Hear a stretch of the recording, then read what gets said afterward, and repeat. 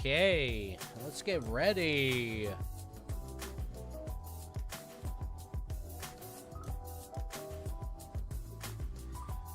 Hello and welcome everybody. Hopefully you're having a fantastic day. This podcast, I really want to thank everyone who's watching it afterwards.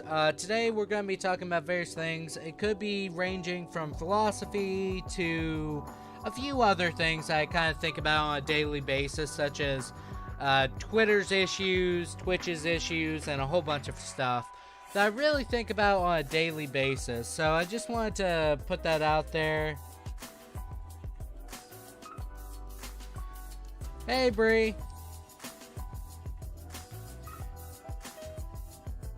Let me share out the link so we can hopefully do that a lot better. So we can get more people knowing about the stream going on.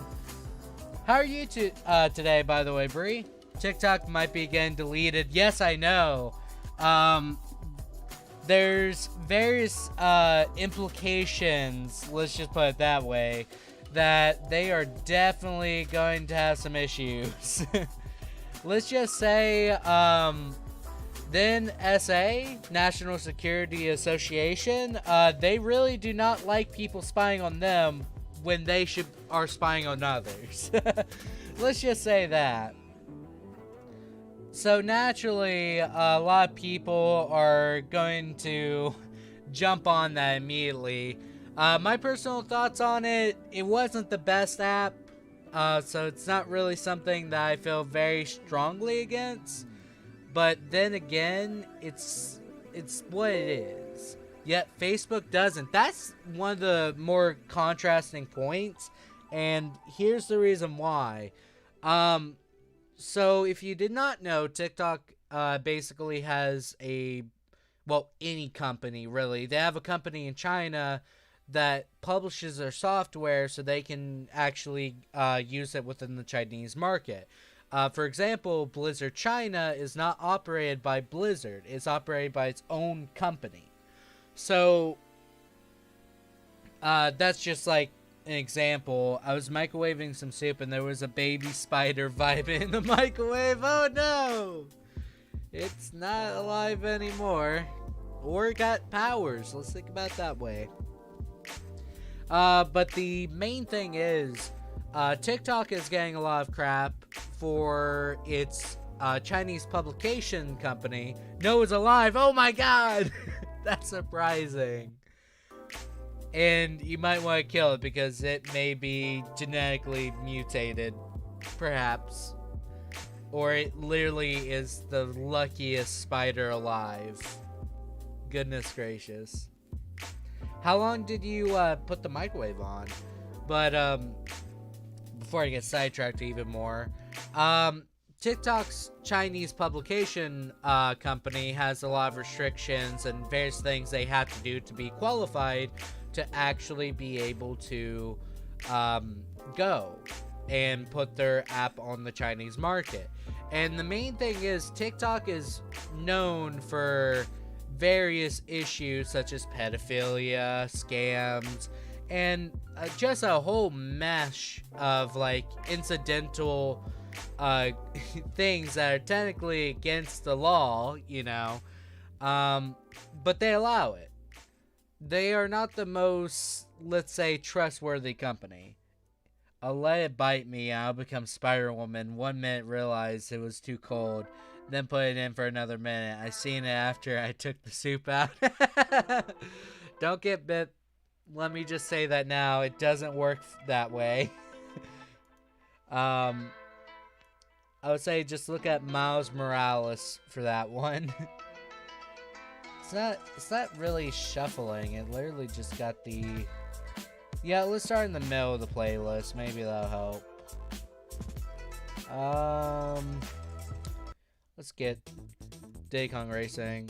I left it in the microwave. Heck yeah. Hopefully it doesn't die though. I would actually feel kind of bad because it must have had a terrible life. So TikTok probably, I would say allegedly allowing back entrances within their data transmissions and various things so China can supervise. But the main thing is, I don't know if they're supervising all users, like universally, or just their people. Because China is known for doing that, just like the NSA is. But the main difference is, in stark contrast, you never know if they're actually just stopping at their own people. They could try and get the upper hand on the American people by seeing what our 13-year-olds are doing. Stuff like that. The main thing is, it's not much of a security breach. They just want to say, screw off China. That's basically what it is. TikTok was just the app that got screwed over. Because obviously Facebook does the same thing or a similar thing with Russia and various other things. Probably too small. I remember hearing how bugs can survive living in microwavable heating pads. Maybe. I personally don't know. Hey, Trenton. So TikTok having like these type of issues, but they're now only calling out for because China's doing it. It's a bit off, but they do as they do. The main thing that I really think about is, I guess the pedophiles will have to go somewhere else. And that's my only concern, because if they're going somewhere else, they can have actual immediate contact with the children instead of comments and stuff like that. That's the one thing. But it is as it is. You cannot keep your kids from doing stuff on the internet indefinitely. Listen to 100 gecs.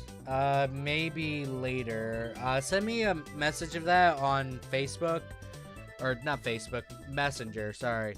And try and remind me to do that.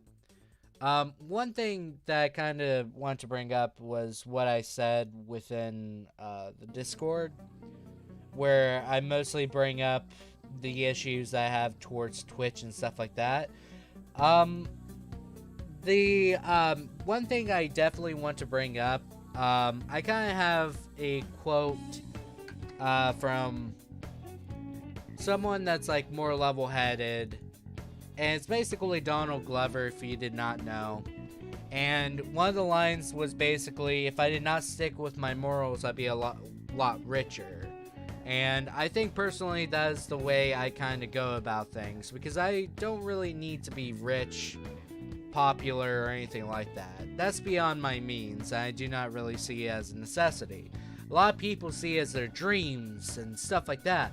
But just like anybody else that kind of lives in the fantasy of one day becoming a celebrity and blah blah blah, you don't want to become a celebrity. The reason why is because you're going to be under so much public scrutiny, there's going to be so many creeps after you, and there's going to be a lot of issues that coincide with your own belief system that will constantly put you in trouble or potential danger.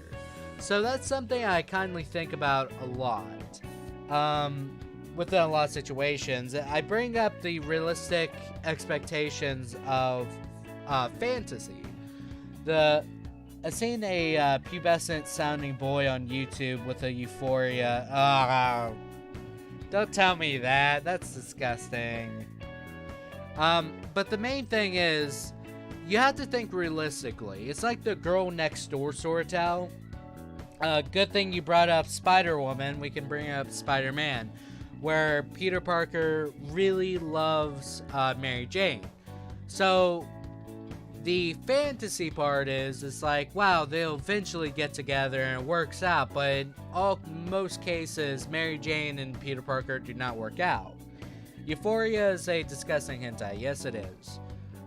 It's also a demo song, but it's of a different nature. But the main thing is, it's like, the depiction of obviously the fantasy and then the realistic expectations that come in. The main thing is, if you were to get any girl that you absolutely find attractive or would love to be in a relationship with, the main thing is you gotta be willing to change to go with the person's wants and needs. And people don't do that. So the main thing is, when you become a celebrity, your life changes drastically and you have to change with it. Such as a relationship, you have to change somewhat. You shouldn't change everything about you because that's just awful, but the main thing is, you do have to change somewhat. I was trying to let you know, but you're the weeb here, so you probably already knew that. Oh my goodness. Don't be so condescending. Main thing is, within all things, a lot of people started developing the mentality of the internet's your way to stardom, celebrity status, and a whole bunch of stuff. We see a bunch of people that go into stardom, fame, and stuff like that way too fast. The biggest example is Tobuscus. That's someone I really think about who grew up too fast into the fame aspect of his career, because he started doing hardcore drugs, a whole bunch of stuff, and he had more money than what he could actually know what to do with. The main thing I really think about is that sort of stuff, where it's extremely depressing because the job of the entertainer is to try their best to entertain people. I felt bad for the radiated spider, so I killed it. Yeah, put it out of its misery, please. I feel bad just knowing it survived, because that's horrible. It's like having your insides cooked, but that's not the point. The main thing is, I really think about that. You should watch more JoJo. Probably. I will eventually when I have more free time. But that's something I really think about. Individuals who grow too famous too quickly and they don't know how to react to it. And obviously that's a lonely life because you can't just be with the people that you obviously want to be around, because there's a stark difference within social hierarchy and blah blah blah. The main thing is life changes as soon as you get famous. And that's something that I personally fear and can sympathize with people on. That's something I kind of think about. Where I don't morally agree with someone, but I can sympathize with potential issues they may face. That's something I kind of bring up. Where I don't believe the internet's a hustle to become famous. I think it's a place in which you can do something productive and positive. And I think ultimately that's what I like to feel about it. It's not a hustle, it's not somewhere you can get fame very quickly and easily. It's somewhere that you should belong if you want to. And I think that's something you kind of see nowadays with various controversies such as Shane Dawson, just the beauty community in general, and various other things where you see some people get that fame just stuck to their heads and they just don't know what to deal with the situations. And it's something I really think about. You know? I need to watch more anime in general, though. I know this is really off topic. Trenton, have you watched Megalobox? Megalobox is pretty good. In anime, you should not watch High School DxD, probably. That reminds me, I remember hearing some creepy deep web stories about how people could kidnap homeless people and torture them. Do you believe that people have been radiated before? I would not put it past you. You gotta remember, radiation is just the molecular structure, or not molecular, let's just say the atomic capacity of the atom, right? It has electrons, positrons, and neutrons, right?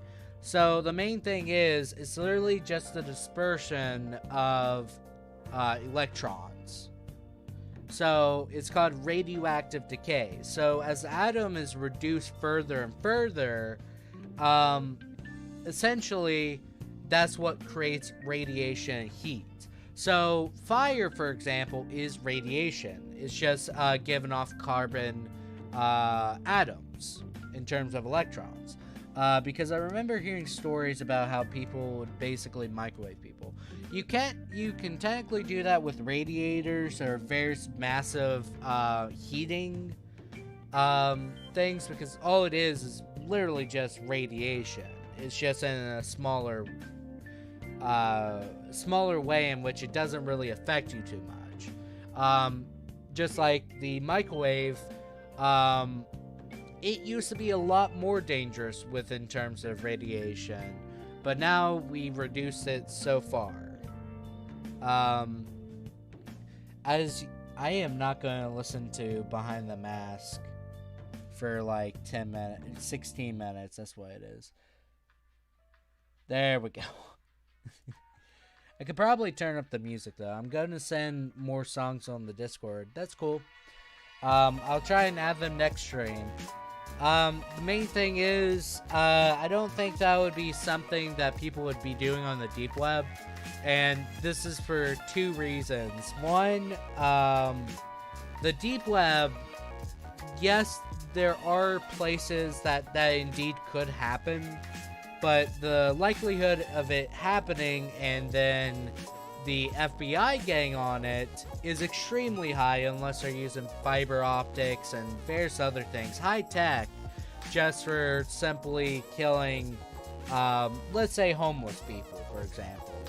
The main thing is, why they prey on homeless people is because there's obviously a societal disposition towards their existence. But another thing is that no one will exactly miss them because there's not direct ties to that individual. So the deep web would prey upon homeless people, but I don't think they would microwave them, or quote unquote microwave them in the same way of just radiating them, because radiation is not a direct death. It's actually a slow, painful poisoning that will actually do some very terrible things unless you're doing it at extremely high and more precision-based accuracy. So the way I think about it, I don't think it would be microwaving, but I could definitely see that happening in certain capacities. But there's some very deprived and awful things on the deep web, but there's also good things, such as things I really look out to is Chinese charity organizations go to the deep web to search for help. Let's just say foreign countries to donate their currency or Bitcoin to help with starving children, or North Korea having a political reorganization. Those are extremely beneficial, positive, and stuff like that. Where it's under governments that are super, super surveillant and basically keep their people under iron thumbs.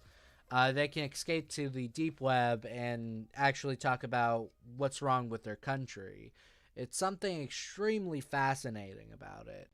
And then you also get the nutcases that are bringing up conspiracy. And the deep web got messed up things. It does, but it's literally just how should I put it? There's always people that make these charts of the internet itself, that you find 9 million search results on Google is always only about 10%, maybe 16% of the actual internet, and the deep web is like 80 something.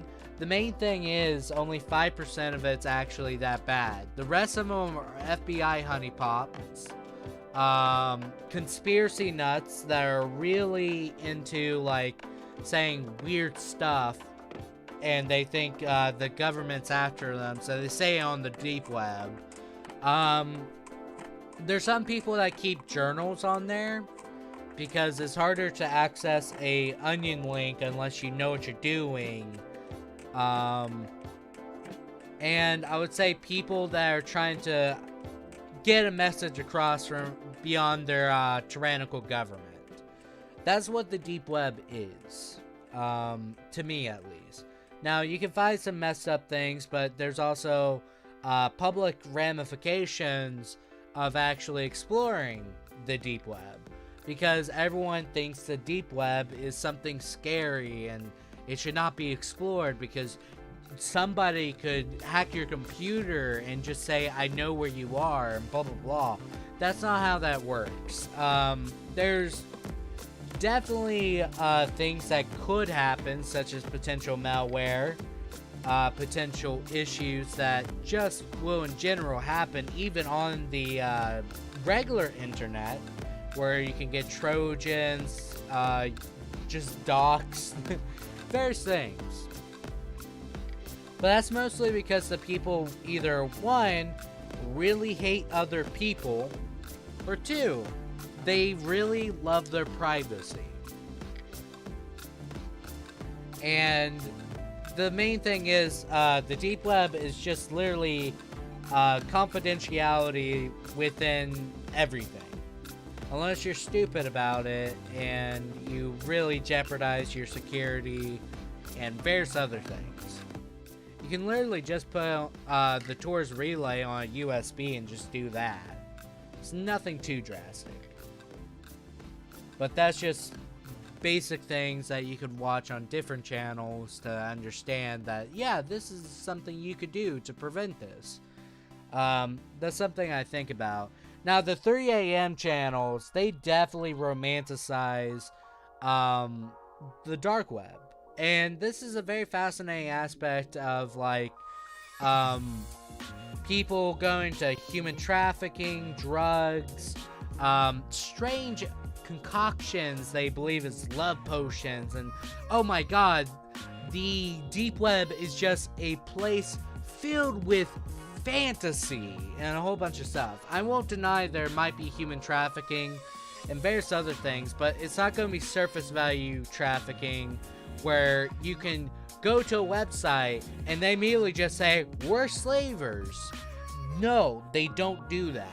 They conceal it under a different multitude amount of layers to their HTML and various coding within the website itself.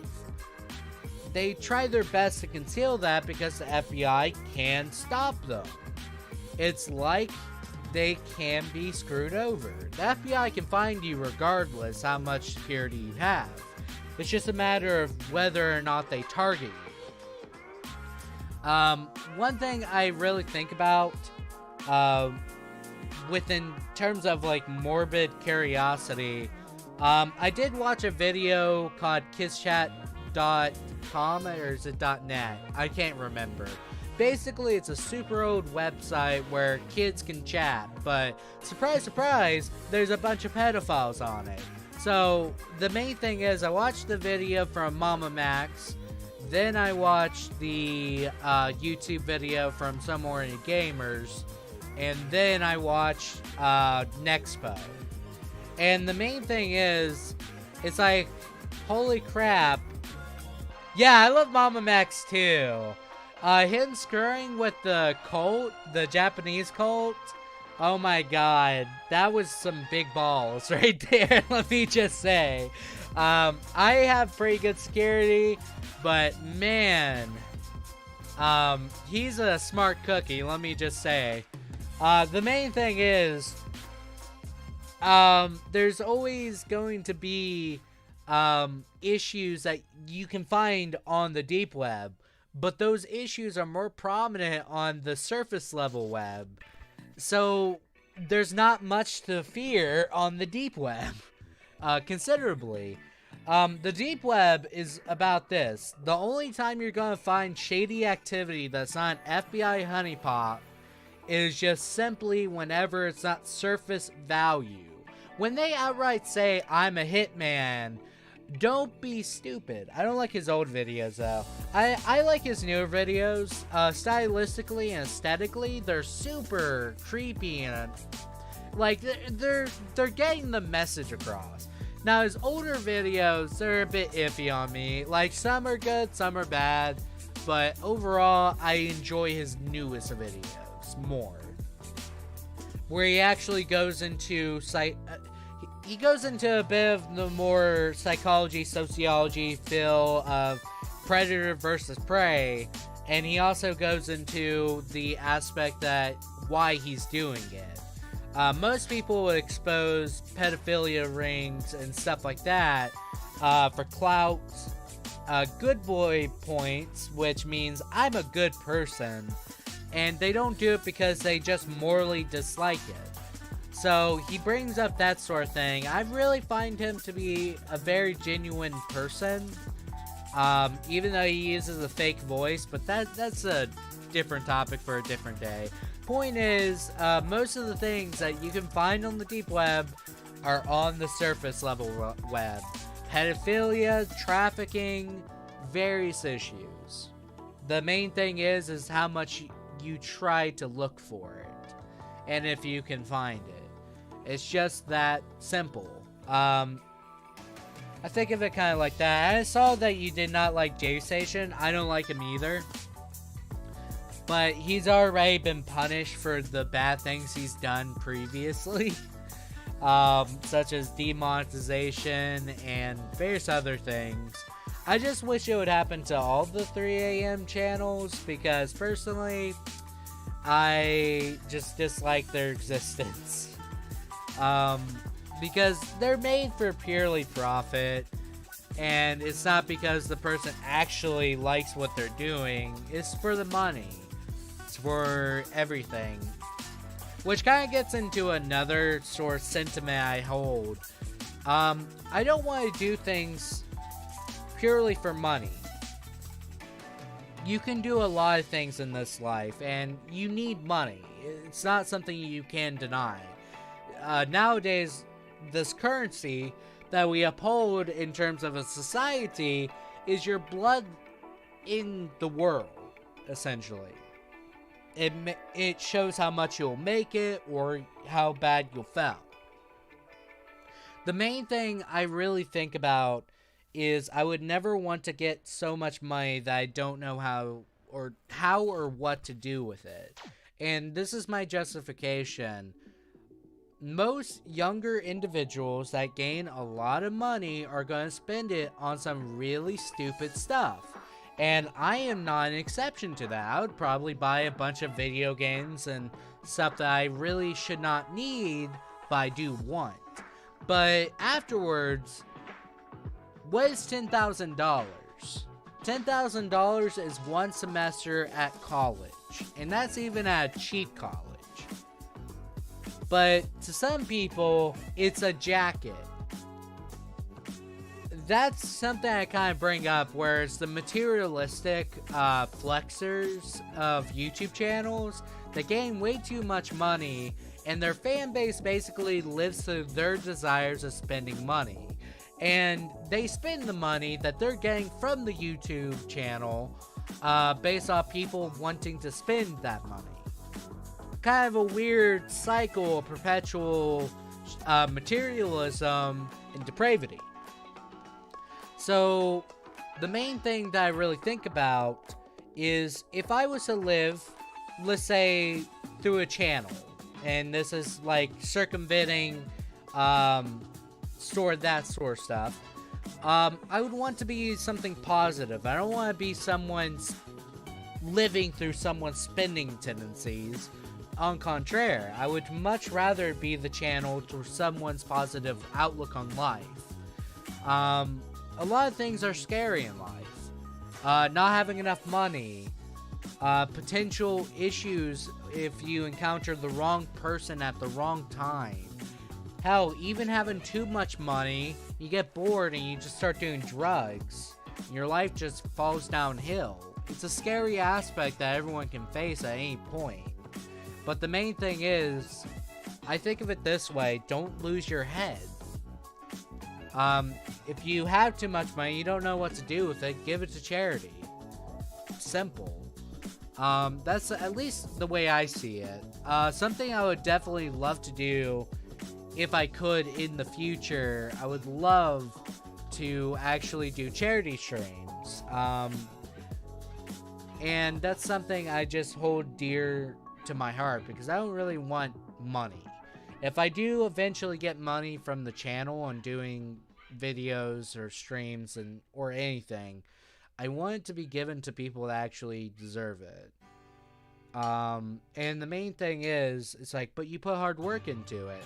No, I'm not saying I will not spend the money or I won't give it to charity.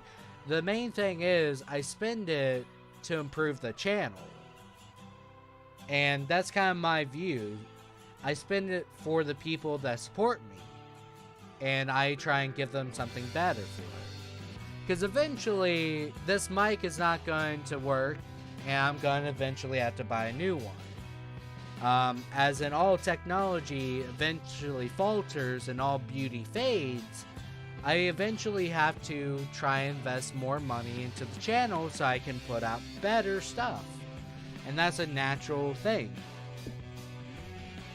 And I kindly think about that, but most people, whenever they do these videos of like, I bought Supreme, or I bought this ludicrous expensive thing that's only expensive because it's a luxury brand and blah blah blah. I hate those type of things because they don't really invest to make their content better. They think spending the money on stupid crap that people might want is the way to go about it. I think that's entirely disingenuous of a prospect of a channel. So that's something I kind of view. I would rather be humble and modest than somebody that's spending money that doesn't ultimately help anybody, except for himself. That's just very selfish. So that's kind of my viewpoints on 3 a.m. channels, and by extension the materialistic channels like Rice Gum. It's something that I really do think about consistently enough to make a more moral disposition. Another thing that I kind of think about is Twitch. Twitch has obviously had its fair share of controversies over the time, such as abuse of power. As soon as someone joins a very influential part of Twitch that was only meant for marketing, let's be honest here. But the main thing that stands is their capability and willingness to do something about something they do not agree with. And I always go by 3 aspects that I do. I practice what I preach, so I'm not going to tell you guys, hey, do this, unless I'm willing to do it myself. And I usually talk out of experience because I've already been there, done that, everything else. But I also don't like to believe I'm higher than anybody else. And here's the reason why. A lot of people on Twitch, as soon as they get famous or anything of the sort, they immediately start going into tirades of, let's say, banning people or trying to protect their public image, even though they're doing some shady stuff on the back end. The main thing is they always try and curve the rules so they can do whatever they want without public scrutiny. I believe criticism, when it's valid, is something very important to an individual's personal growth. It could be within emotional growth, mental growth, or even physical growth in some cases. But the main thing is, when you can deflect scrutiny for awful things that you're doing, just by simply, I don't know, destroying that person's livelihood, I think that's awful. And Twitch enables that. That's something I did not bring up within the Discord, and that's something that I kindly think about consistently and constantly. Imagine this, if you're on the wrong side of the argument, does that mean you're wrong? It depends. It depends entirely on perspective. Some people believe in commentary channels should not be talking about half the things they talk about unless they have personal let's say grievances with the individuals they talk about. But the main thing is, that doesn't mean the individuals that they talk about is beyond criticism. I think that's something that I really do think about. Another thing I kind of think about is like, Twitch in terms of marketing. If you guys don't know, they really do try and market towards individuals that are marginalized within socioeconomics or society in general. Now, what does that mean? They basically try and pander to the minority. However, if you really think about it, Twitch is like comprised in terms of viewership about 70% of millennials. Millennials are generally more characterized as being sympathetic towards LGBT, racial matters, identity politics, various things. And the one thing you have to realize is that they're not marketing towards marginalized people. They're marketing towards majority people. So the main thing is they try their best to be virtuous, and they try their best to seem like the best platform available for these marginalized groups. But the main thing is it's highly disingenuous because they don't care about the marginalized groups. They care about the majority. And that's something you have to really take in consideration. If you're saying that you're doing this, but you lead someone to the wrong conclusion of what you're doing, that's just a jerk move. It doesn't mean someone's more informed or I'm doing the right thing. It just means you're trying your best to seem excellent within what you're doing. And that's something I really think about. Because, let's say about this way, you can say your reasoning and purpose behind it is to help these type of groups and everything else. And that's all fine and dandy. Hopefully that is the case. Because, you know what? You believe what you believe. But the main thing is when you mask your actual intentions with good intentions, but it's actually just, kind of good, kind of bad, depends on how you look at it, kind of gets really out there for me. Not just that, speedrunners are now leaving Twitch. They've been doing other things now. Hopefully a new platform comes out for those speedrunners. But then again, it's been getting harder to be a speedrunner. Surprise, surprise.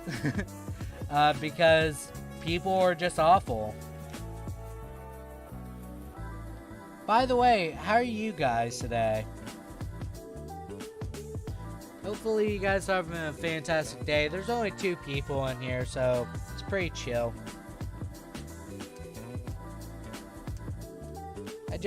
I just go on rants sometimes because I just have personal philosophies and morals that I really think about. And I want to express because I think about it constantly, but there's no way to actually say it. Because main thing is whenever you're on the opposite end of popular belief, you're just gonna have a terrible time trying to convey it. And the main thing is you don't convey it through virtuous and I'm mightier than thou sort of mentality. I think the best way to do is through tolerance. You talk to people like they're actual people. You don't dehumanize them. You don't do that sort of stuff. You just talk to them. And that's something I truly do believe in. I think the main thing that I want to address is just people being nice to other people, being productive, being positive, come together and do something awesome with it. Because you only live one life. And more likely, you have to live with your decisions, how you spend your time, and time is a precious commodity. That's something I really think about. Now that I think about it, these sort of things are very therapeutic.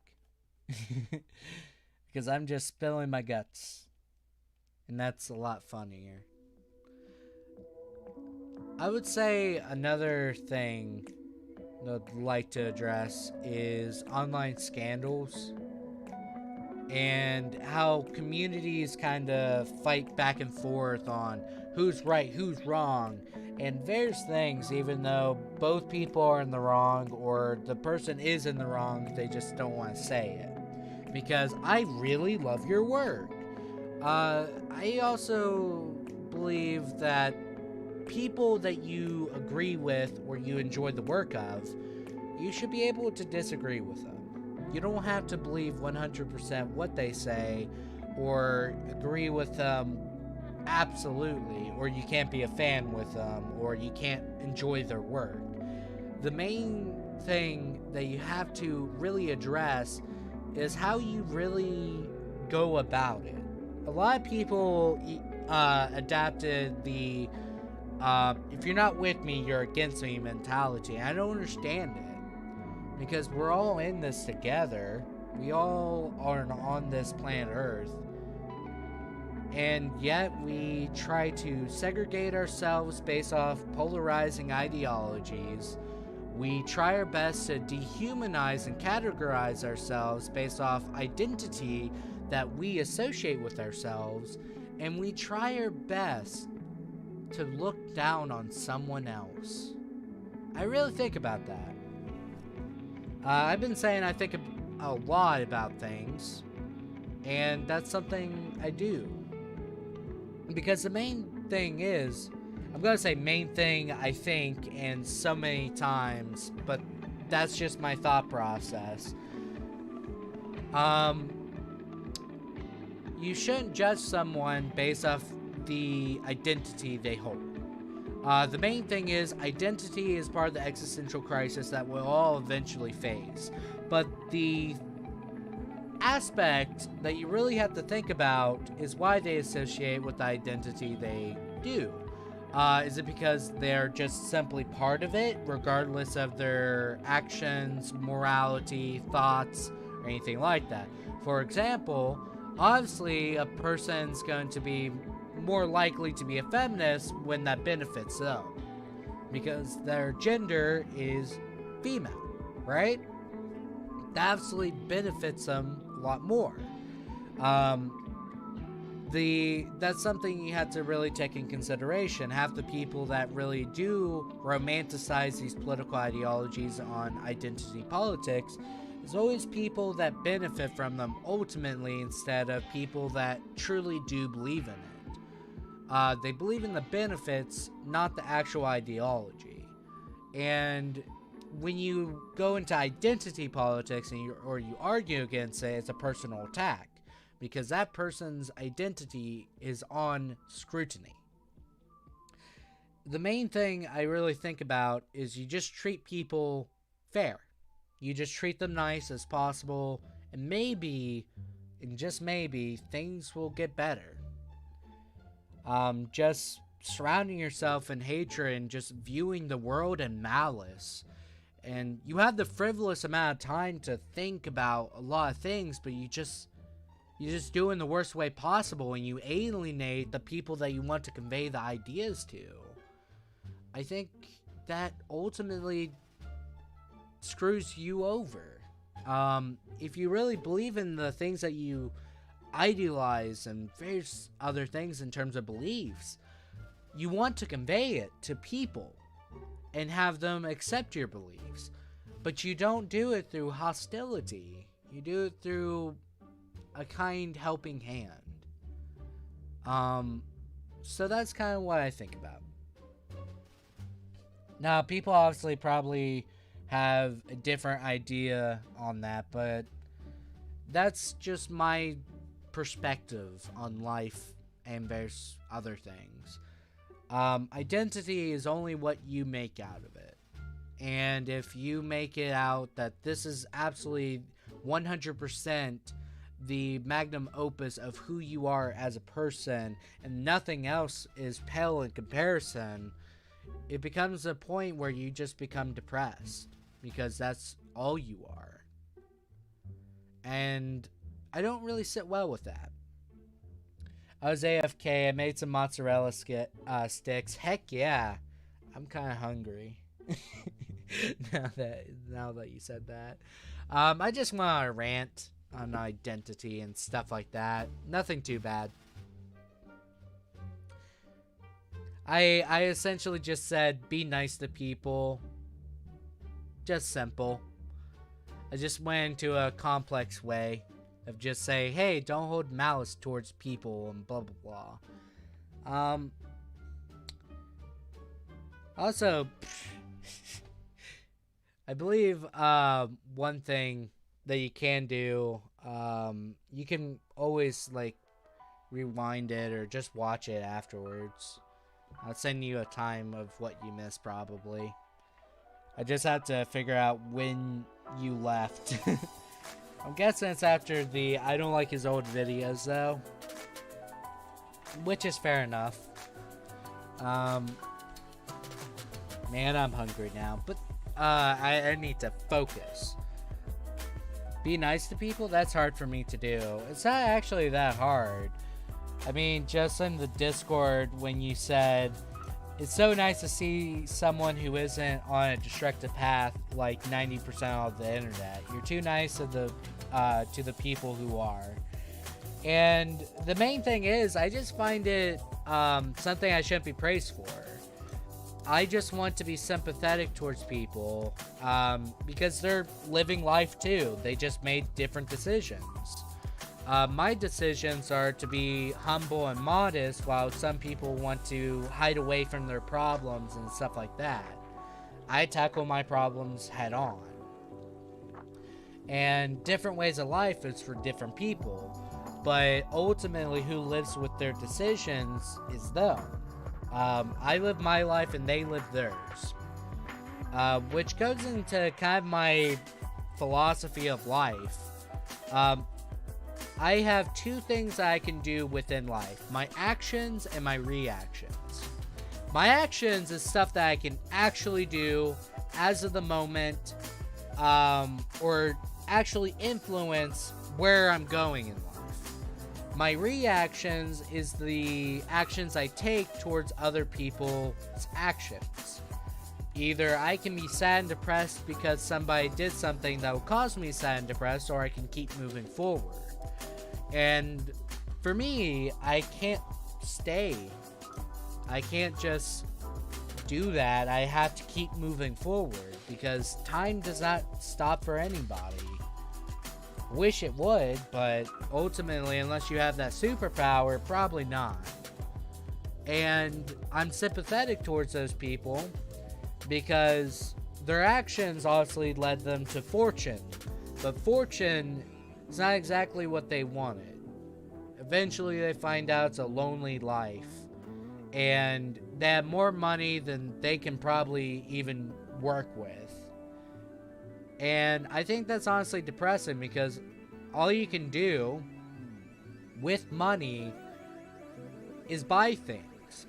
And what does buying things really do? Oh, I bought this expensive coat that's made out of cotton but has a nice brand. Oh, I bought this luxury iPhone. It does the same stuff like a freaking Android.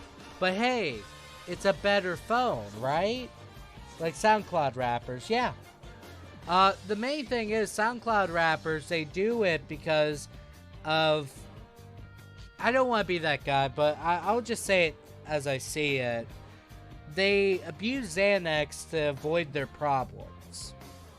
I can sympathize with people to an extent when they're abusing drugs. I feel bad for them that they reduce themselves to that extent and became someone they do not really feel proud of, but they also make sure everyone knows they're on Xanax, or they know that they are depressed or stuff like that. It's like, wow, being depressed, at least you're strong enough to say that you are.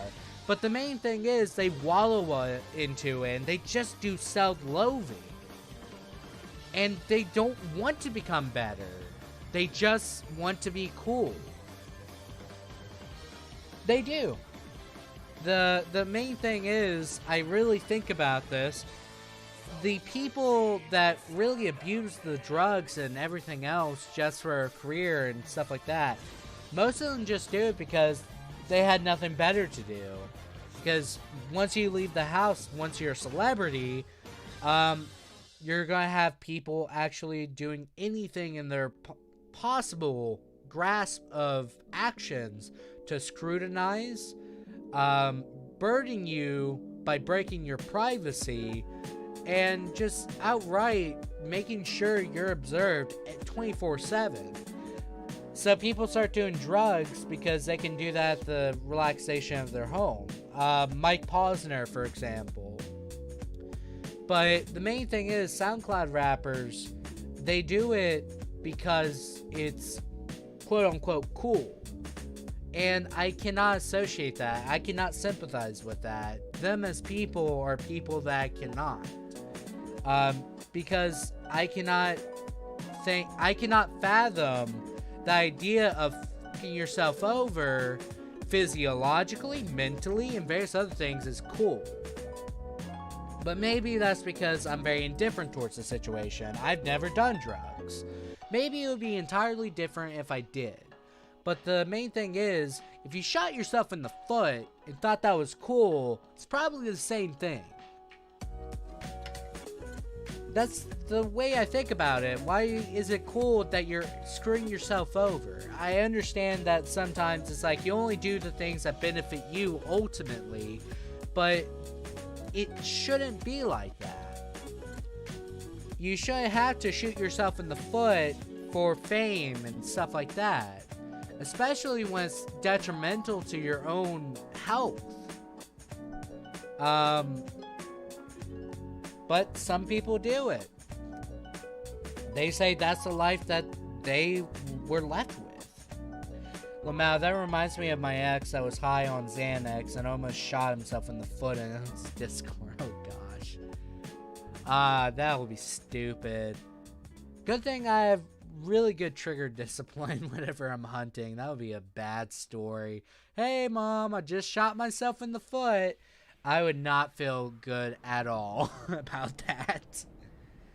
Personally, I have a hard time sympathizing with people on drugs. And from Jack's video, or the video I put out today at some point, we got into a conversation about people utilizing drugs. And I basically say that person's accountability and responsibility is to not do them in the first place so they don't get addicted to them and have their life ruined by it. But at the same time, I can sympathize because they ruined their life. And I would just want to help them, but you can't help someone that doesn't want to help themselves. The people that are on Xanax more than likely do not want to be helped. They just want to do it. I used to feel bad for people on drugs and thought it was cool, but I'm glad I grew out of that. I would say it's always a good idea to grow out of it. They have my sympathies if they're willing to change their life, but I cannot sympathize with them unless they're willing to. Because the main thing is, enabling someone to do something that ultimately harms them and stuff like that, I don't think is a good idea. And here's my main thing. I believe ultimately the individual that you're trying to help has choice over their actions, right? And their actions are what's going to be the determining factor of how their life pans out. I would want them to have a really good life, you know? Depends on the definition of what a good life is, but main thing is living would be part of the good life. And people that say ultimately it's like, well, it's their choice to do drugs, and I say I agree. However, I should not have to agree with their usage of drugs. Definitely if they want to mope about it and say, well, my life sucks because I got addicted to Xanax and blah blah blah. No, you made that decision. Your life sucks because of yourself. I used to want to get on painkillers because of all that glorifying it did by e-girls and e-boys got to my head. Well, that's why I believe in just being an individual. When you associate yourself with a clique, you immediately try to identify with the ideologies, actions, and various other things that are associated with them. For example, most people, whenever they become punks, they already had rebellious ideologies or something of the sort where they don't really trust the government at large because either they're not the smartest, but the school system screws them over, but you have to go to school, right? So the proper imbalance of authority develops that personality trait. So when you join the clique of punks and various other things, you start developing other tendencies so you can actually fit in. The main thing is, what is it, Maslow's hierarchy of needs? Let me make sure that is, yes, Maslow hierarchy of needs can be characterized as this. At the bottom is physiological. You need breathing, food, water, procreation, sleep, homeostasis, and excretion, so you can get all of the toxins out of your body and the leftovers of your food out. Then you have to be safe. Security of body, of employment, of resources, of morality, of the family, of health, and property. aka, generally speaking, just feel safe. But the next one is belonging. You want to belong to something. You want to either belong to friends, you want to belong to a family, you want to belong in a relationship of some sort. Can range from romantic to platonic. And the main thing is, no matter what, you're going to seek that out. When you become a punk, you evolve into an SJW eventually, because you start developing tendencies where you're heavily scrutinizing authority and various other things, and you start becoming complacent because you start justifying your actions of vandalism and other things as an act of outcry against, let's say, misuse of justice or various other things. The main thing is, I brought this up in the Discord, the one person I fear most in life is not the people that are more out there about their livelihood and stuff like that, and their more destructive tendencies. I fear the people who are more self-righteous about it. I fear the people that are like, yeah, I did it, but the guy had it coming. The main thing is, I don't believe in that. When you start, let's say, romanticizing your ideals and able to like dehumanize the individual to the point that you can do anything, you could murder this person, you could ruin their life, it's okay. It's okay because they were racist. It's okay because they were homophobic. It's okay because they were transphobic. And the main thing is, most of the time, the individuals they call this are not even that. They just want to dehumanize them and make them feel better about their actions. That alone makes me fear them, because they can justify ruining someone's life without much of mercy. It seems like the cool emo kid kinds for 2006 and 10 turned to crazy liberals. Probably. The main thing is, I'm anti-conservative on some points, I'm anti-liberal. I'm more of in the middle. I believe that anybody should be able to practice the life they live. Albeit sexual identity, blah blah blah. But the minute it becomes more heinous and you utilize it as a defensive mechanism instead of accepting criticism of your argument, or even other things where you can justify, I hit this person because they're homophobic. They can disagree with you. They have the same capacity to agree with you or disagree with you, but acting upon hostility and physical violence is not going to make that person change their mind. No, it just makes them hate you. You're right, I'm pretty impressionable. I believe it's okay to be impressionable. I believe that 100% because feeling part of something makes you feel better. It makes you feel like you belong.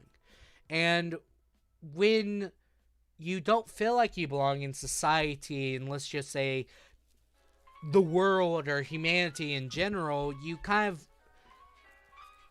grasp something. You're grasping a rope to get you out of that.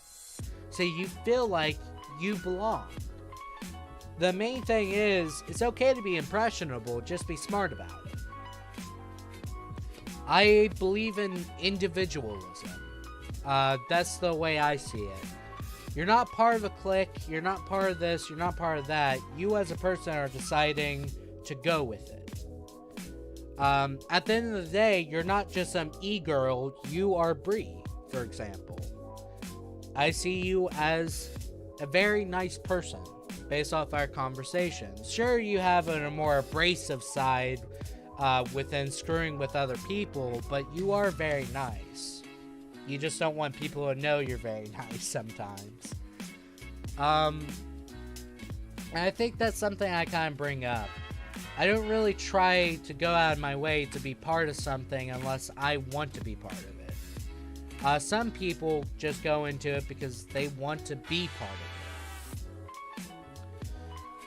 And I would say the difference of it is that I believe within my ideologies, other people just want to be part of something.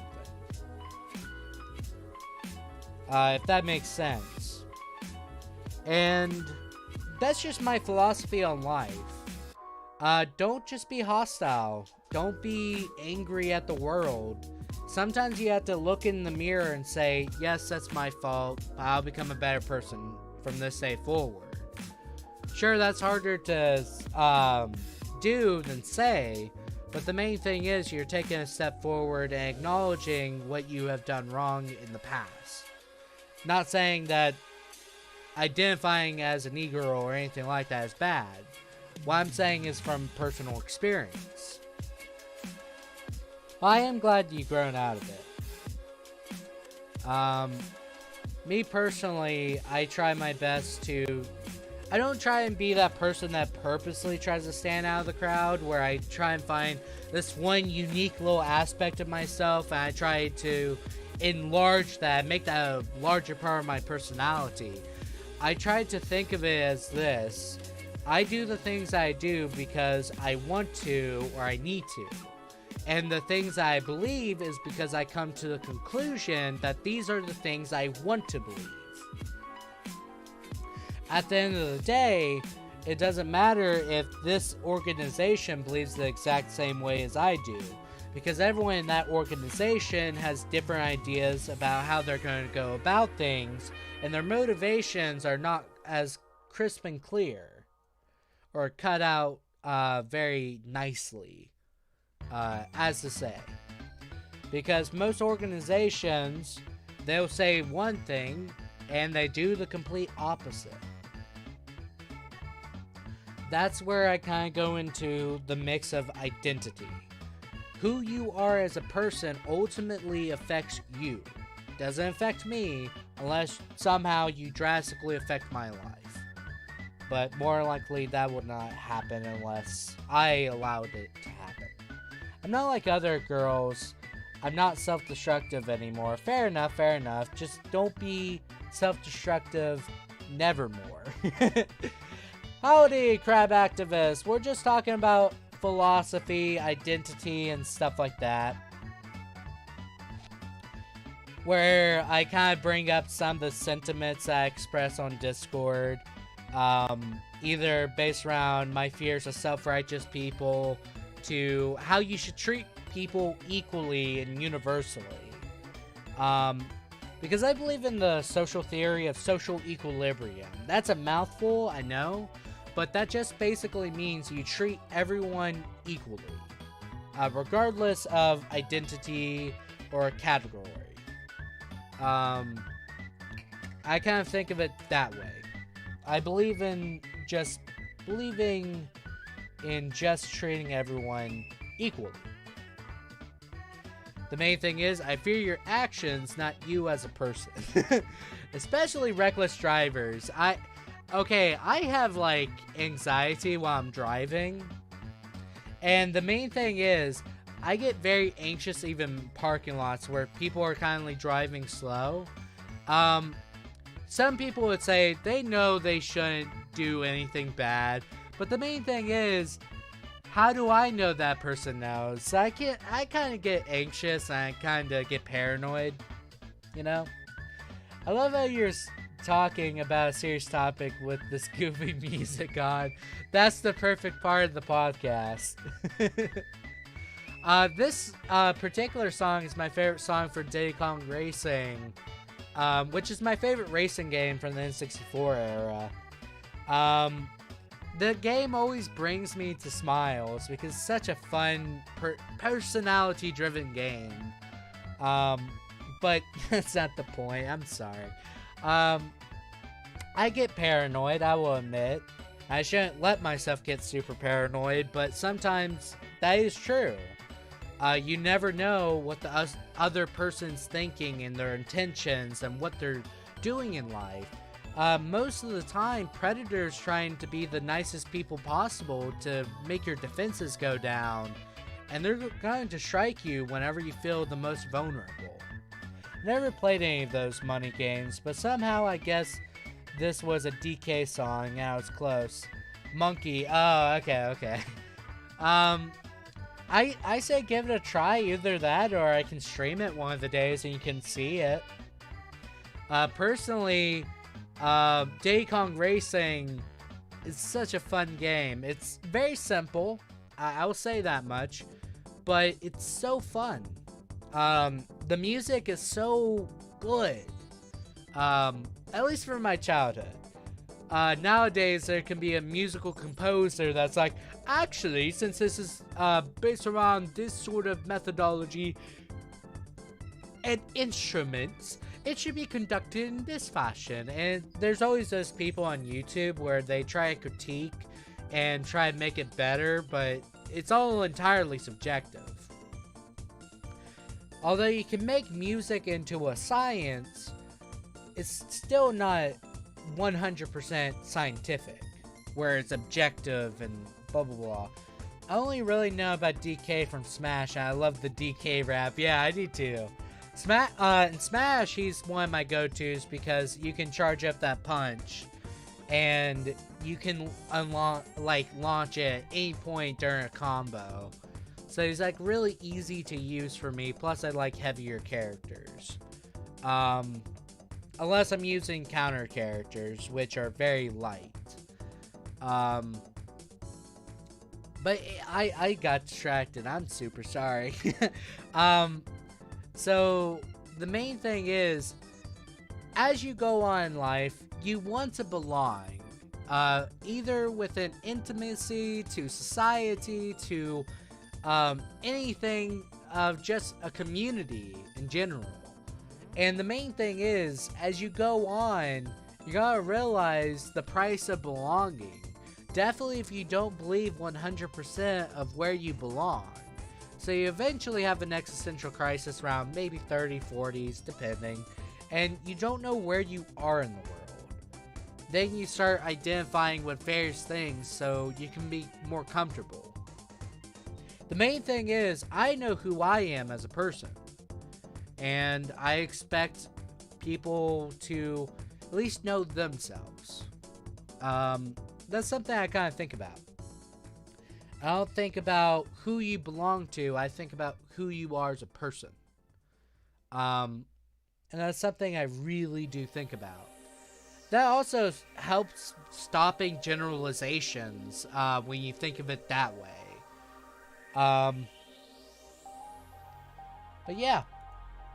The next step of you're still trying to find yourself out, I think you're a lot closer than you think. You just have to think about it. Sometimes you have to push yourself. And the way I go about it is I had a conversation with my dad, and I was very disgruntled about someone I knew, and I realized they had a lot of potential of becoming someone that I would really have respected and idolized and envied in some capacities. But my dad taught me a very good lesson. Sometimes people always know who they are even though they don't know it. He kind of took my brother and I into perspective, and he said it like this. He said that my brother and I have been starkly different since the day we were born. I really loved being away from people. I could not care about my parents even being in the same room or not when I was a child, so long as I was fed and my diaper was changed. But my brother, he would actively seek out attention when he was a baby by crying and everything else. They said I only cried whenever I was hungry or need a diaper instead of attention. So my brother and I grew up starkly different. But the main thing is, my dad brought up the fact that I always was a driven person. I always wanted to go to college because that's what I wanted to do. My brother, he didn't really seem motivated to do anything. The main thing is, I know deep down who I am because I knew about it even before I even started thinking about it. That's crazy, I know. Just trust me on this. You already know who you are, you just have to figure it out. To me personally, I figured it out through doing things that I was not necessarily comfortable with.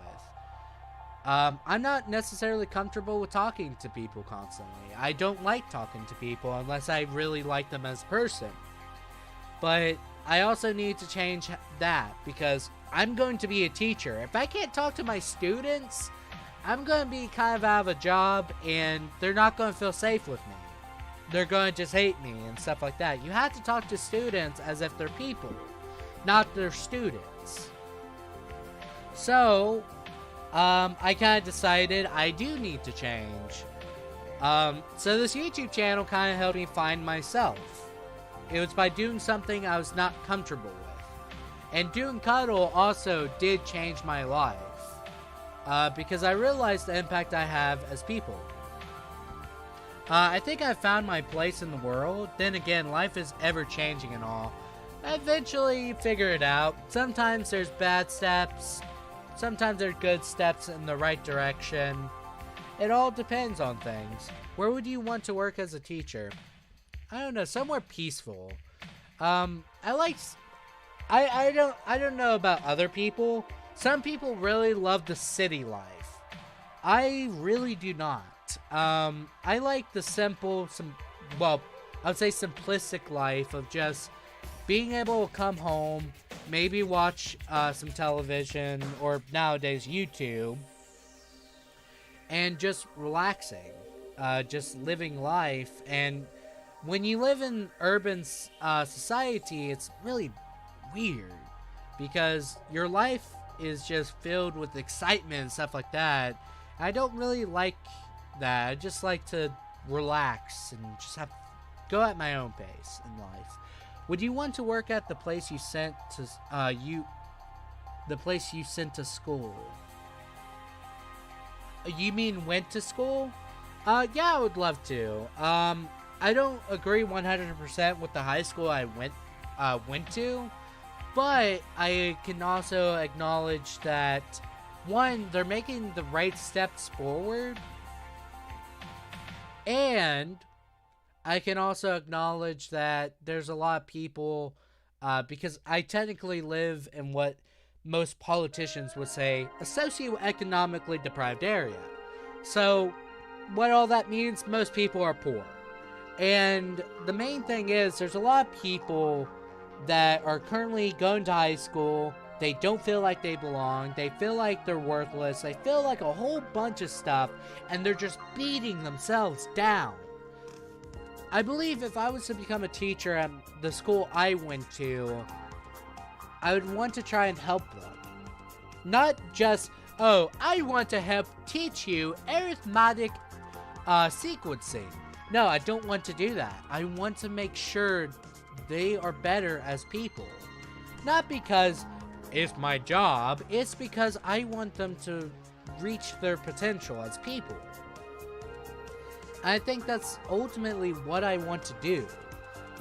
Even whenever I was originally wanting to go into the medical field, I really wanted to just help people. I did not care about the paycheck. The paycheck was a nice incentive, but ultimately what I wanted to do and be was someone that helped other people. And teacher's the way to go about it. You never become a teacher for the wage. Just trust me, you don't get paid at all, really. You get paid like a bit more than minimum wage. But the main thing is I can impact someone's life, help them find who they are as people and what they want to do in life. Because most teachers definitely nowadays are just going to tell you go to college. And college is not for everyone. I believe 100% you should try some things. You should try things that you don't think will work out if you really think it's something you want to do. But the main thing is, you also should take in consideration who you are as a person. Not all people are created equal. People like me who really enjoy learning and stuff like that, and learning how to learn, ironically, I enjoy that stuff. Not everyone does. They hear about college and think about parties and stuff like that. And true, that does happen, but the main thing is, if you let that consume your entire existence while there, you're going to fail, and you're not going to be able to succeed in college. So that's something that I kindly think about. I don't want to tell kids, go to college, because they can still make it without a college degree. Not in this day and age, but the main thing is, I want to make sure they get their high school degree, and either go into a technical field, or go into college if they want, or just go straight into work. I'd much rather have that sort of influence than just tell everyone, the only way to succeed in life is to have a boring job that's 9 to 5, pays extremely well, find a suitable individual to procreate with, and try and live the rest of your life. That's not how that works.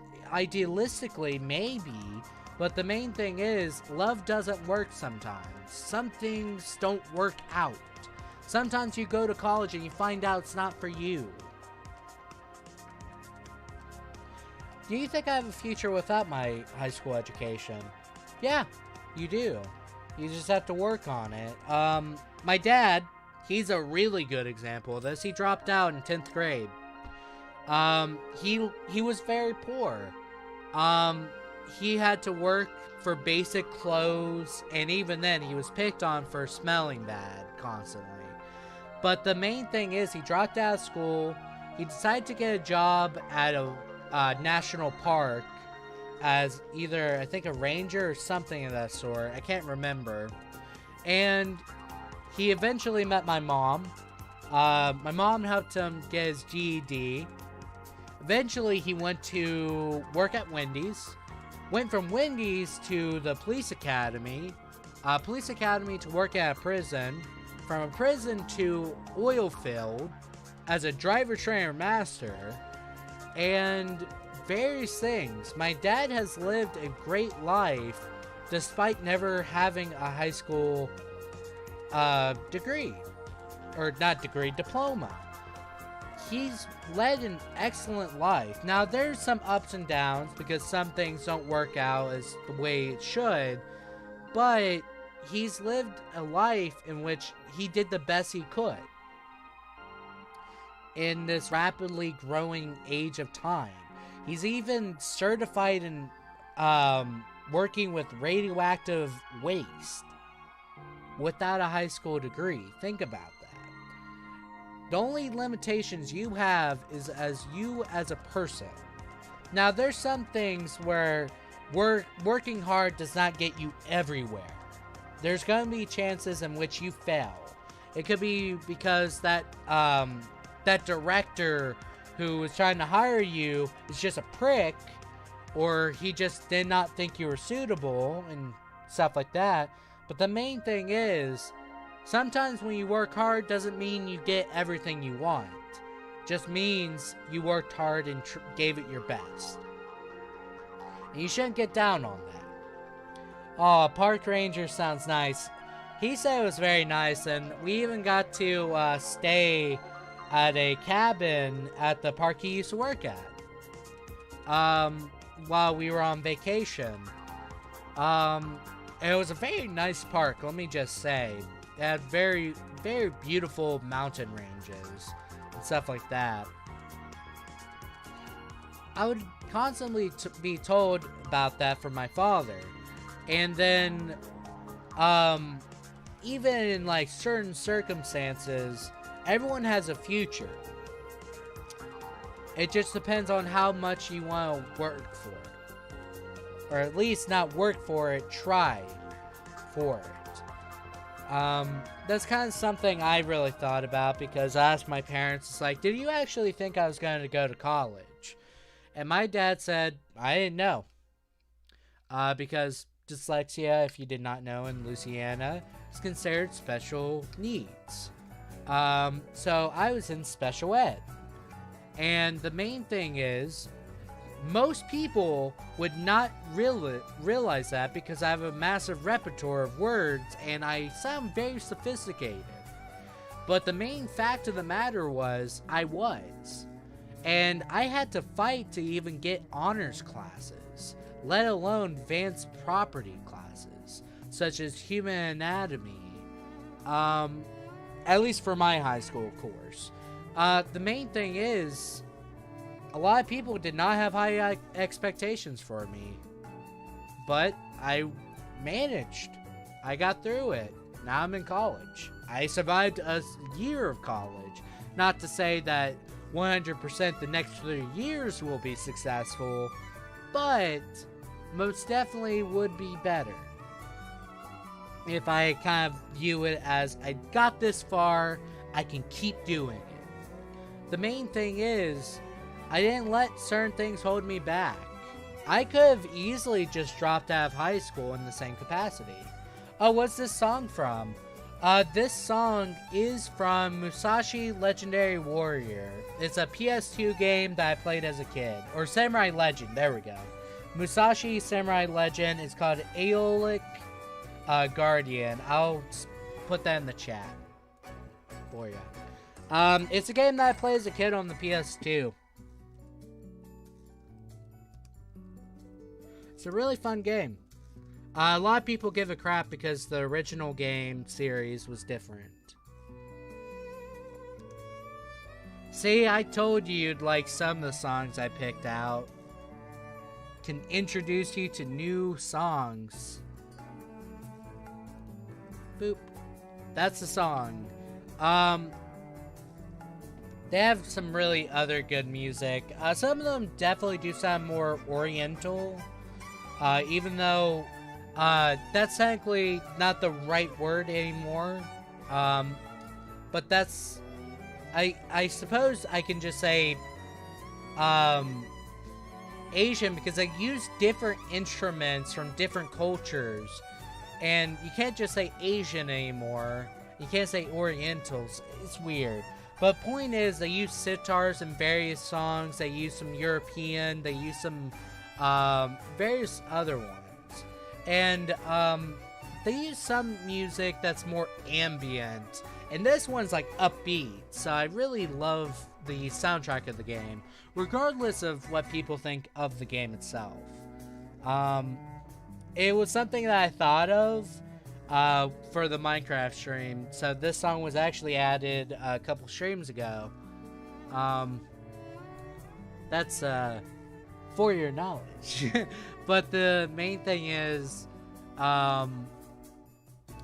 in the same capacity, people can go as far as they can, and they can fall as hard as they can. The main thing is the way you treat your own life. If you surround yourself in people that are willing to give up and everything else, eventually you're just gonna give up on anything that you want to work towards. You're gonna stop losing passion. You're gonna start doing a whole bunch of stuff that previously you would not agree with. Kind of looks like Kingdom Hearts, exactly. And it was like a PS2 era game, and it has like a similar plot of Kingdom Hearts, where it's like friendship and stuff like that, but it's anti-corporation. I really do say, I would love to play it on the channel. I would really enjoy that. But if you want to, you could always check it out too. What was I getting on to? The main thing is, the same capacity of complacency that you have for your own surroundings and capabilities is also your own downfall. The main thing is, I usually assess myself within a very modest, humble manner. And that's because I know my own capabilities. I have the same capacity of doing awful things as I do good things, right? And I believe in good/bad actions, not good/bad people. Because there are bad people that do good things still yet. And there are good people that do bad things. It looks like a game my dad would have picked me up at a flea market when I was little. Yeah, that's actually how I got it. That's how I got it. It wasn't my brother. It was one of the neighbors who had it. I was like, oh, that looks really cool. Can I have it? It's like, yeah, I don't like it. I played that game, got to the last boss. It's RPG elements too. Let me just say that. And it's based off a primary weapon and secondary weapon system.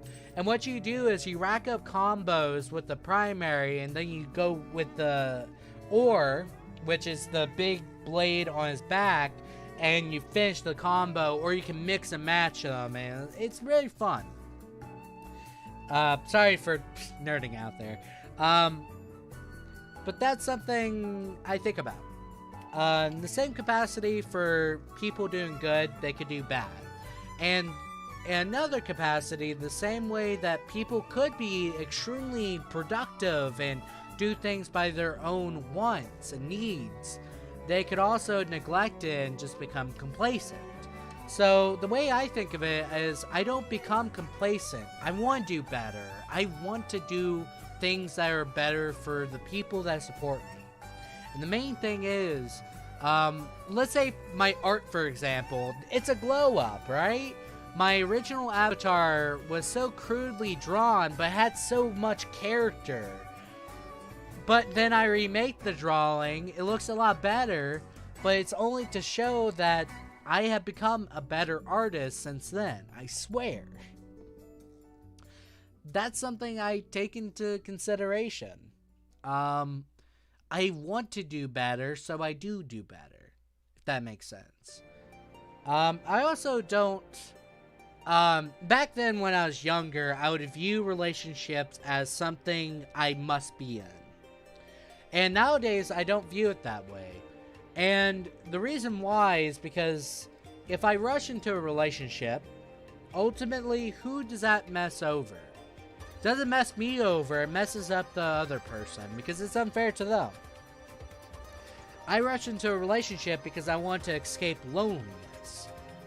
And that does not take into consideration of the other person who actually wanted the relationship. Sorry that I don't have much input. I didn't sleep last night. I'm trying to my hand a pixel art logo for the Evil Within. Hey, if you need help, look at my channel. I did a pixel art for Resident Evil 4. I could do something similar if you want. I can draw logos and pixel art a lot easier than most people.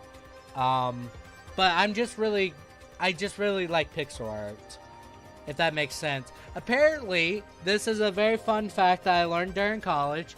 Dyslexic people have a more, let's say, a tendency to be really good at abstract art or art that has no finer details. And that's pixel art. So, I'm actually good at pixel art because of my issues. So that's a positive. I might not read as well within white backgrounds with black text or just regular literature most of the time, but hey, I can do pixel art. It's a positive. But anyways, I'll get back to what I was saying. I view it as unfair to the person and letting the relationship linger more in the future because of my own unwillingness to accept that we're not good for each other or we're not really that compatible is very, very unfair to the other person. Just because I fear loneliness and probably never finding another relationship. Sometimes if you really love someone, you have to let them go. Marinette went out. Oh, is there like a storm in your area? Hopefully not, because that means there might be a storm in my area in 2 days from now.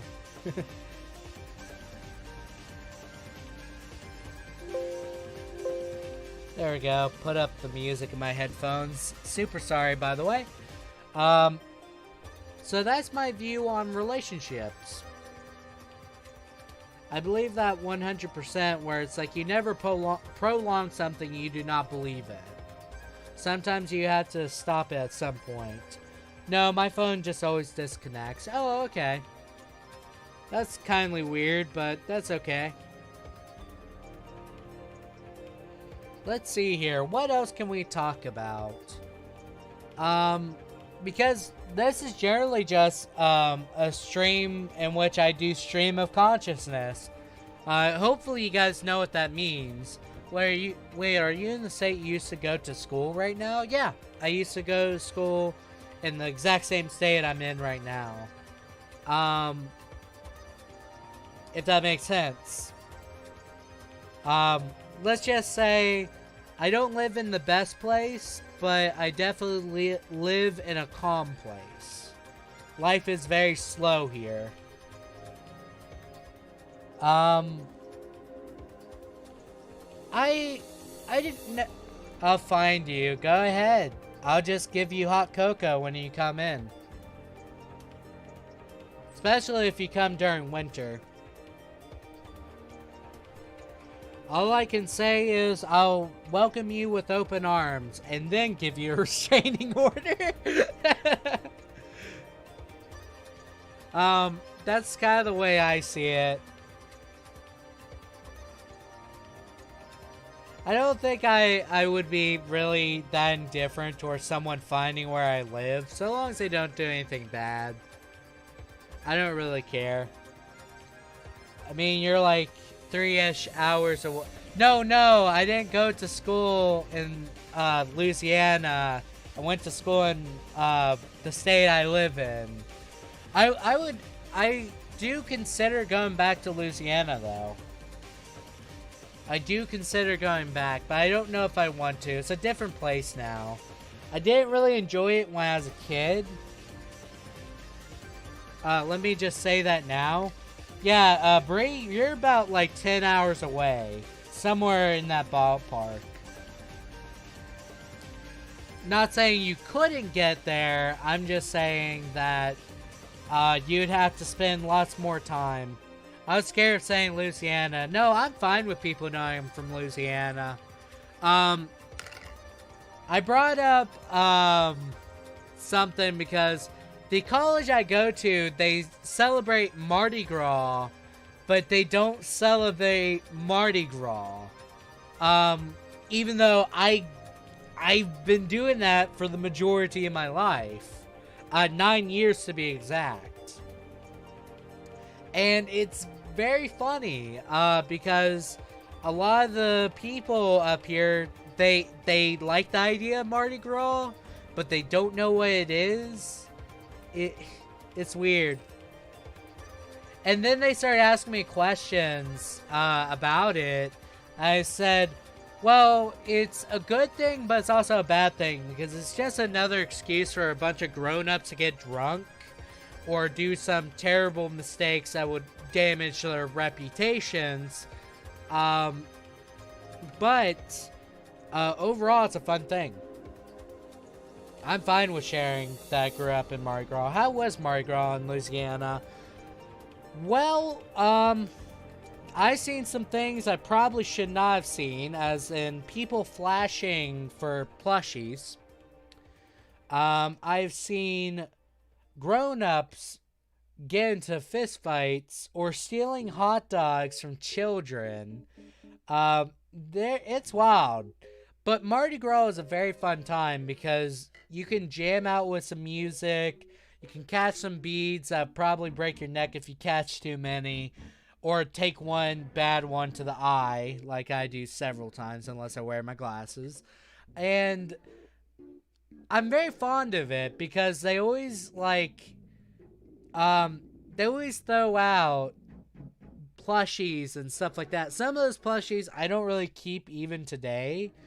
But, I would always keep them or give them to friends and stuff like that. And nowadays, I only have, like, 2 plushies to my name. Because, you know, I'm old and I'm a man. No, I'm just kidding. I don't care. The main thing is, those plushies are usually tacky. It depends. Some of them are not that bad. They sometimes will throw a alligator plushie that you get from Bass Pro Shop, and those plushies are really high end that you can use as pillows, or you can just use as a seat for your children whenever you sit on the ground, stuff like that. Some of the things that you can get is like a hot dog that's from a high school, maybe, in terms of quality. Or you can get some, like, sweets, like moon pies and stuff like that. That you don't really see nowadays. Like a bright orange tie-dye turtles. Oh, yeah, those are very tacky. Those are indeed very tacky. Or the purple ones, or just green ones, or, yeah, I can see that. By the way, how do you like the Mirror B song that I sent you, Bree? Where it sounded like this song in particular. Hopefully you now hear the similarities, but I don't know. It's a lot more synth-based and a lot more techno, but it has that disco feel to it that the other song does too. That's what I'm trying to say in terms of similarities. I liked it. I'm surprised I never played that game before. Because it wasn't made by Nintendo. It was literally made by a different company in collaboration with the Pokemon company. So technically it's not it's a licensed Pokemon game, but not officially made by the company itself. But it's a really good one. That's the surprising part. In the first game, it's called Pokemon Colosseum. You start out with an Umbreon and Espeon, and you basically start out as a thief. You're the bad guy in the game. But eventually you become a good person through just basically your actions. Then, Gale of Darkness, or XD Gale of Darkness to be exact, is about somebody that's a child of a scientist who basically developed a snagging machine, which is meant to capture shadow Pokemon and purify them so they can stop being shadow Pokemon. And the whole plot of the game is to purify shadow Pokemon. So it's a really good game. I would like to play on the channel too. I would like to play a lot of the games from my childhood. Maybe even some Battlefront 2 on the PS2. That game's super fun. But I could see that not being everyone's cup of tea. That's something I kind of have to take into consideration. But then again, I'm playing like Final Fantasy Tactics, and no one knew what that was until I started playing it on stream. So, to be fair, I play a lot of games that not a lot of people know about, but I remember them so fondly. But I also like a lot of games that not a lot of people like Resident Evil 5, Pokemon Black and White 2. and some other ones that some people just really dislike. I don't know, it's weird. All I know is, like, there's a lot of games I do want to play on the channel, such as the Thousand Year Door Paper Mario.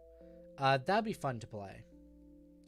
This is the song Help, playing the songs for streams. Kyoko's theme. One thing I gotta say is I'm really into music.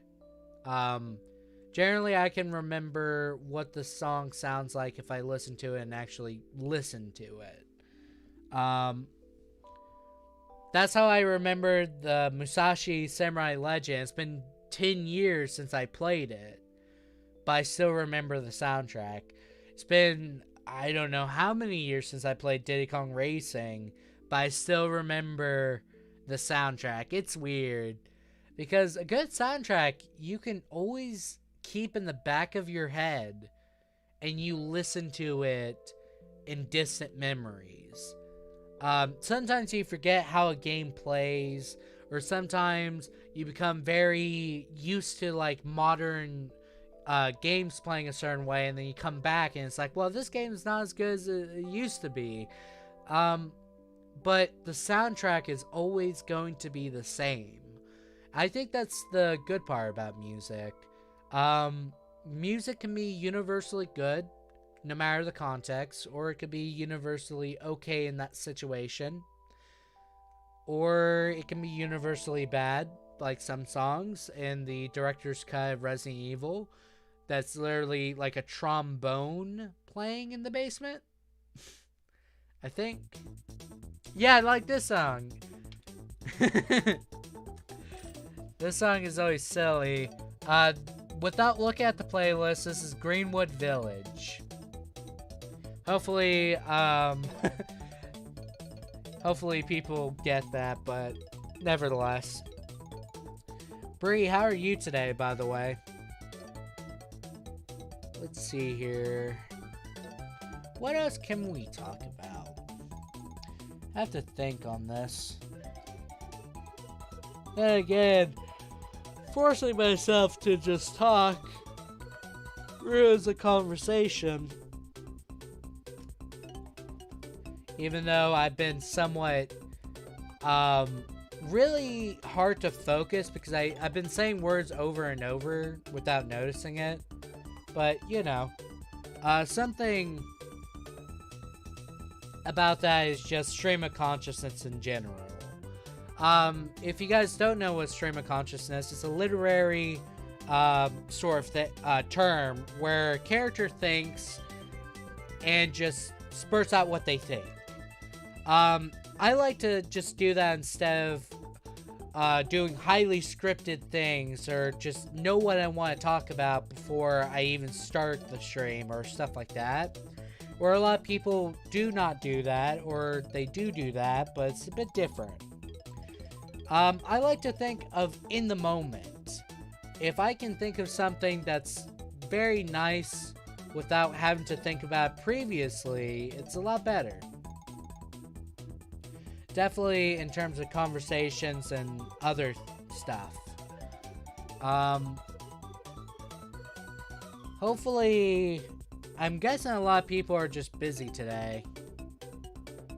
Or I just need to announce that every stream is always at 3 p.m. I could eventually officially do that, but I'm just kind of lazy. I just kind of want people to realize the routine, but, you know.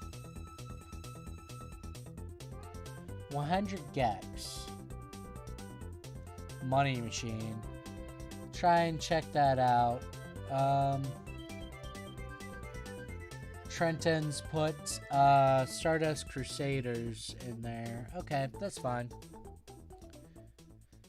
I think one game that I definitely want to do, like 100%, is Banjo-Kazooie. I wish it would come out for the Switch. Like, all the people that were speculating that Microsoft is finally going to allow Banjo-Kazooie to come back to Switch. And maybe we can get Banjo 3E. The main thing is Nintendo didn't make it or the people that are currently doing Playtonic are the people that made Banjo-Kazooie.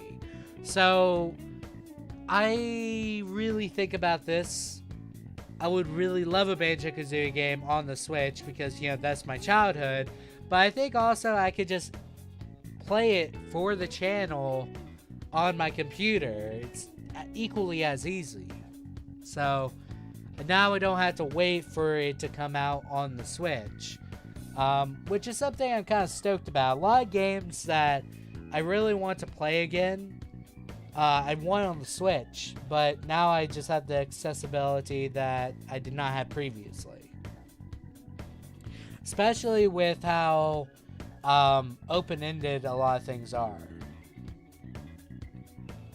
If that makes sense. Open-ended is not very,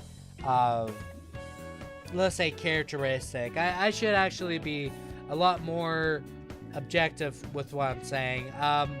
It's a lot more available for you to actually do it, so long as you have the hardware to do it and stuff like that. It's a lot easier to stream too, because high-end games that have like super high resolution and stuff like that, I'm not going to be able to stream that. There's no way I can do that except for maybe if I'm at college. But damn, I can't believe I'm about to be 19 this month. Oh, which day? I can tell you happy birthday on your birthday.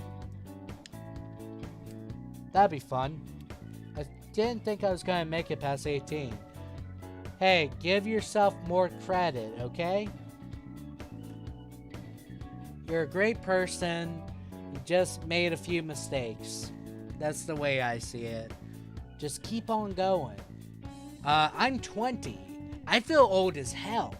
A lot of people say I'm wise beyond my years, but somehow I'm stupid enough to make the mistakes today.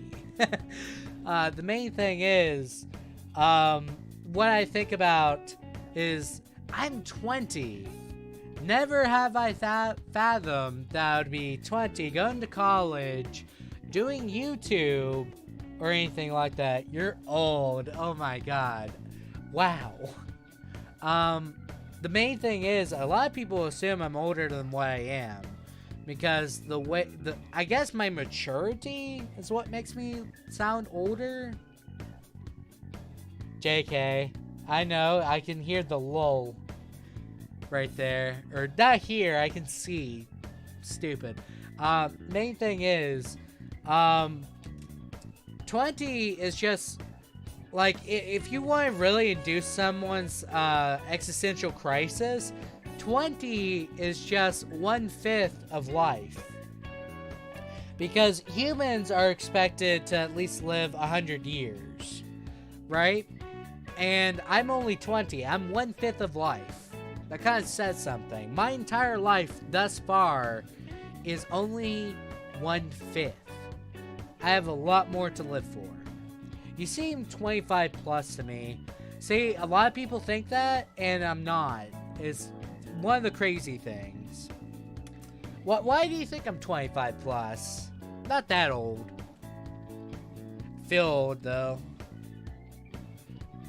Watch me have, like, a bad back tomorrow or something. I'm like, oh, my back, I can't stream today, I'm sorry. I don't know. By 25, I would be teaching. Hold up, let me think. I started my degree at 19, sophomore 20, 21, junior, 22. No, 23 I'll be teaching, and I'll be already out of the induction program by the time I'm 25. You just act like that because you seem to have a lot of life experience. When you live a lot, and you live too much, sometimes you have more experience than others. I just have a lot of experience. People who are smart and talk about seem like they have a lot of life experience. Well, that's because there's no correlation between intelligence and life. The main thing is people are knowledgeable about what they are talking about because they experience it. Although that's entirely subjective, personalized, and a whole bunch of things. My dyslexia is acting up. Hey, it's okay. The main thing is, people that are smart and life experience. There's no correlation between the two. You can be smart and have a lot of life experience, but the main thing is, I really kind of see it this way.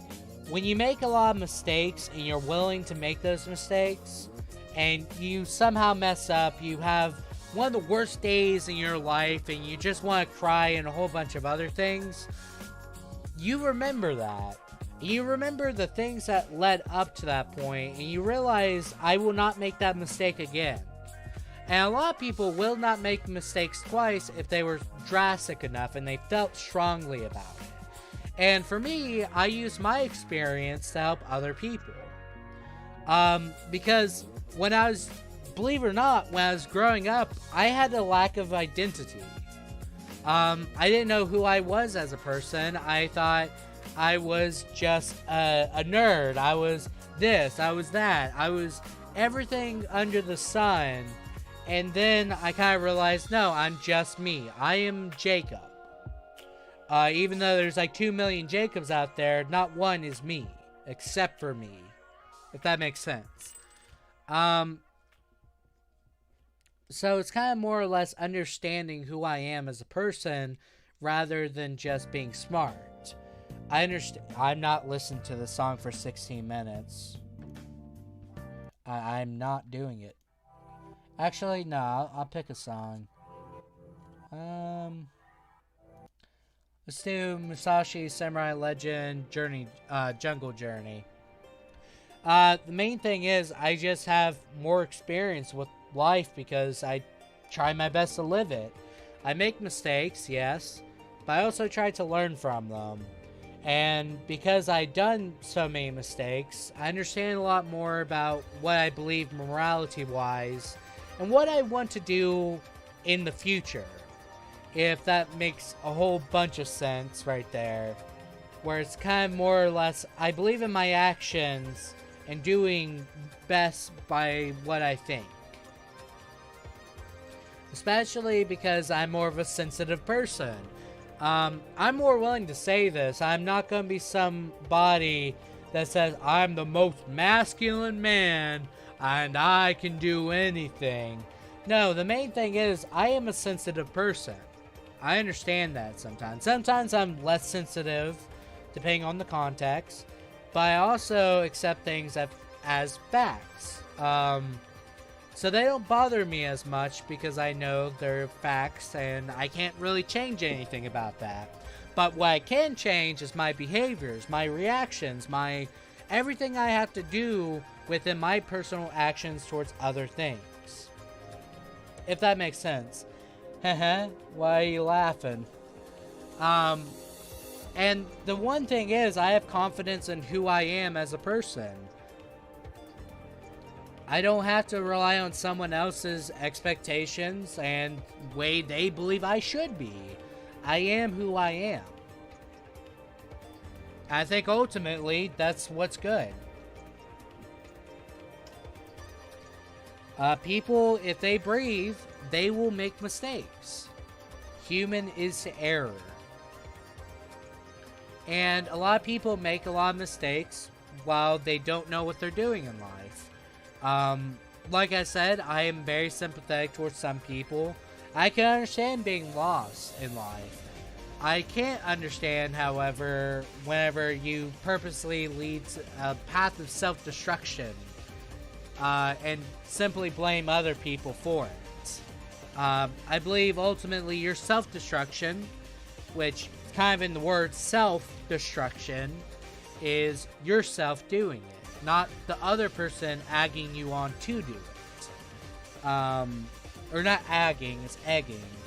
I'm back and terribly sorry, but I have to go. Peace, and I hope you all stay safe. You too, crab activists. I watched the next video you release of Evil Within. I watched the whole 40 minutes of the Evil Within part that you sent me. I really did like it. Audio quality aside, I think all you have to really do in terms of commentary is just make sure to just be as personal as possible. Like, I think the thing that kind of like I noticed that you did, you don't question things that are going on all too much. Like, I remember you were super impressed that Sebastian shot the lever that held up the gate door and stopped the ambush of, let's say, nightmares showing up. But you didn't question why didn't they just hit the bridge into the ocean since they were done with it. I was surprised you never brought that up. I'm subbing to Crab Activist. Crab Activist does a good job. Audio quality is a bit weird, but that he addressed that early in the video. It's a really good video.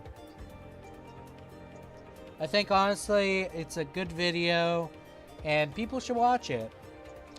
Now, I should probably try and do horror games again on my channel, but there's only so many games I want to play, because I don't really like jump scares, for obvious reasons. I like horror games that give you a bit more power. I think bad audio adds flavor, adds character, I think. The main thing is, whenever you have always good audio, even since the beginning of your channel, it kind of says, yeah, I had everything beforehand. Even though back then, I hated that I had bad audio, but I thought it was good because I was putting videos out there. I didn't think at the time that it was bad. Then eventually, after I got better audio, I actually learned how to edit a lot more and stuff like that. I was happy. And then I looked back at it, I was like, oh, I hate this. So I deleted it. I'm not the best person for spokesperson for bad audio adds flavor, but adds character. I do know this. Because you start from somewhere, and you're only going up from there. Unless, you know, you do some really bad career decisions. That depends entirely on the person. I don't know.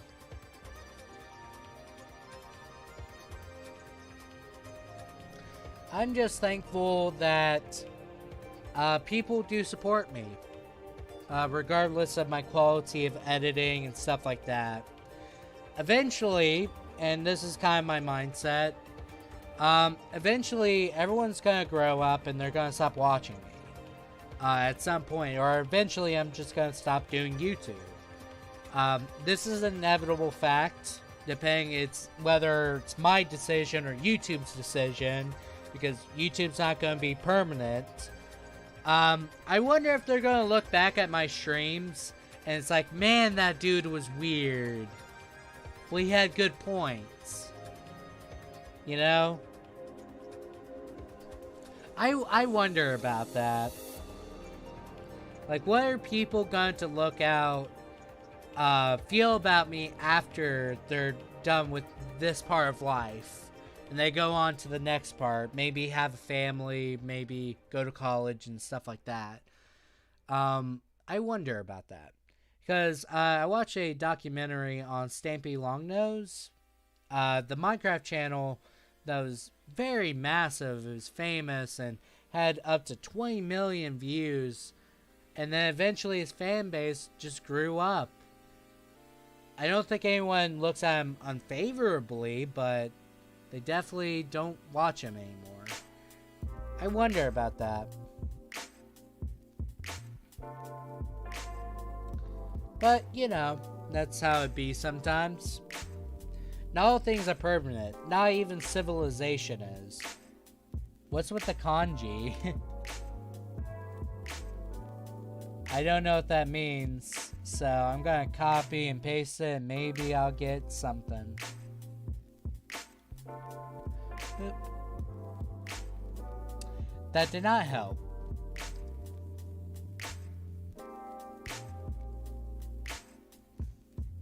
I don't know what this means. I'm trying to. Yeah. Okay, fine. Is it? Thank you, Bree. You know what? That makes me feel better. Bad timing on that one. Either way. My question is, do you guys prefer longer streams? Or would you guys prefer the 2 hours? Because I'm gonna have to end it soon. It's already been 2 hours. Because I'm fine with longer streams. Or what showed up? Yeah.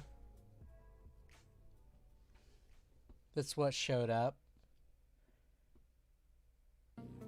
Like a dismissive yeah.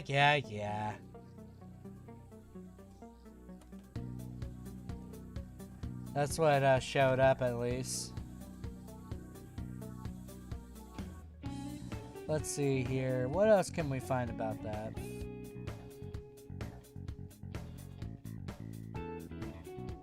Let's see.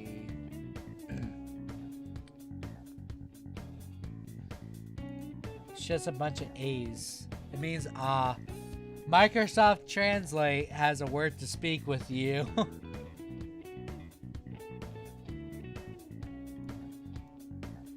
Because this is literally what it translates to.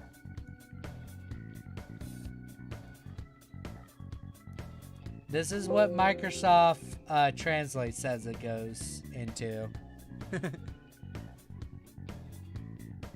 Either way, that's fine. I'm going to end the stream soon. I hope you guys have a fantastic time just chilling out. Hopefully the stream wasn't too deep. Because I want to talk about philosophy and stuff that I'm kind of concerned about. I kind of want to express my ideologies. Hopefully that wasn't bad or anything like that. But you have a good day. Hope you guys have a fantastic time. I'm just having a stroke here. Fantastic time. I'll see you guys next time. Peace out.